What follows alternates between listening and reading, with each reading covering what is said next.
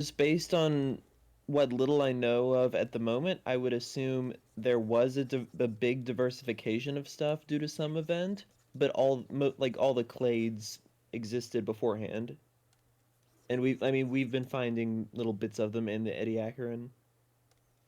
Yeah. Yeah, the quote unquote like the potential of Italy Colean, like early nematoid. Yep, Alienum. Yeah. Uncus, my favorite genus name. Uncas. Yeah. Let me grab the Cryptovermis paper. I like that molecular tree. Yeah. Whenever, maybe someday we'll figure out where a large amount of the Ediacaran stuff fits. Maybe. I thought I saw the frond like stuff in like a paper placed near Porifera, which feels right to me, but also like not entirely sure. It like passes the vibe check. I'm totally fine with these guys being something completely separate that has no modern relatives. Yeah. Yeah. I mean that would also make sense. I'm not the biggest fan of like, oh, this has to fit somewhere on the known family tree of life. Like, I Yeah, mean, the answer could no. also just be it depends which one, like which group you're talking about. Like some of these weirdos could be in the established tree, and then some you're getting a little bit weird. Yeah. I mean, yeah, like it's probably the case that did they fit somewhere on the evolution of life from, not life to life? Yes. Are we going to ever be able to tell? No. Yeah. Yeah. Unlikely. I mean, unless you get like cell by cell preservation, and you're able to look at that. Even still. Yeah. Yeah. Orston type locality in the Ediacaran. Uh, yeah. Well, I mean, that would We don't need any more cell fossils from the Ediacaran, I'll tell you that much. We have too many. We have a I lot, mean, yeah. I was Yeah. just bringing that up because the stuff with a certain no longer fungus probably. I was Oh also god, thinking that of that. Like, how many times did multicellularity evolve? Well, I don't think it I was. mean, Constantly and forever and like a billion Yeah. times. We have multicellular bacteria. yeah. I guess extreme multicellular. Big, big. In other words. Yeah. I mean, again, a huge amount of times, especially in eukaryotes, like Yeah. Yeah. we have evidence for that happening repeatedly, like off the top of my head, I can think of like 12 different lineages. Yeah. Fungus like doing it a lot of times. Not even fungus per se. There are larger weird episticons that also do weird things. Yeah. And then you also have like straminopiles, which did it, and they aren't plants, so you have, rhodophytes, you have, plants, I think, did multicellularity a couple of times.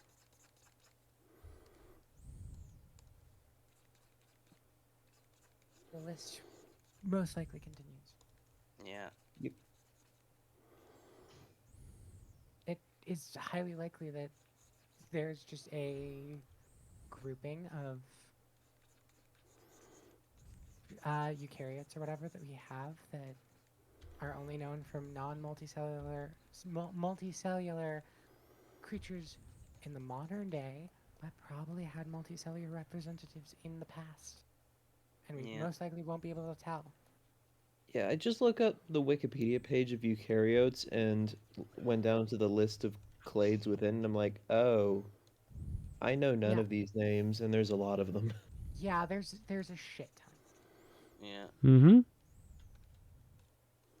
and most of them aren't plants, animals, or fungi. Most of them are Apparently, it's super a diverse metric things. shit ton.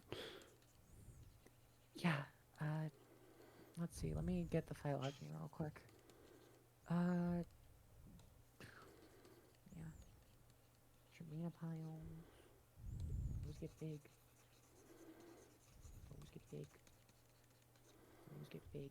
Those get big. Amoebas get big, I would say.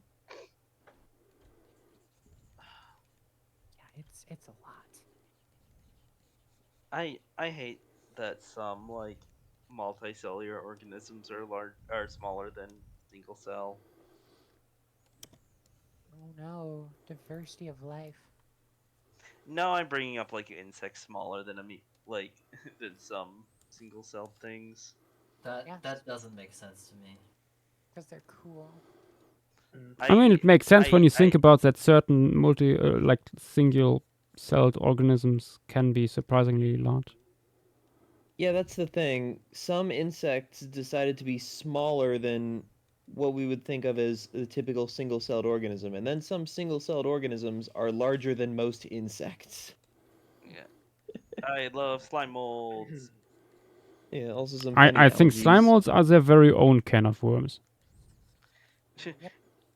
Listen, it's just one big cell with a bunch of nuclei. Like imagine you're a tiny fairy fly and then you get jumped by like a bunch of protists. Yeah, I mean, some fairy flies are smaller than trying to think, smaller than amoebas. Yep. It's why Hymenoptera is probably the most speciose insect group. Hmm. They're simply built different, or in this case, smaller. I mean, they are built different. That's like they're so different from one another. They're so diverse. Like there is most likely a wasp specialized in every other insect species.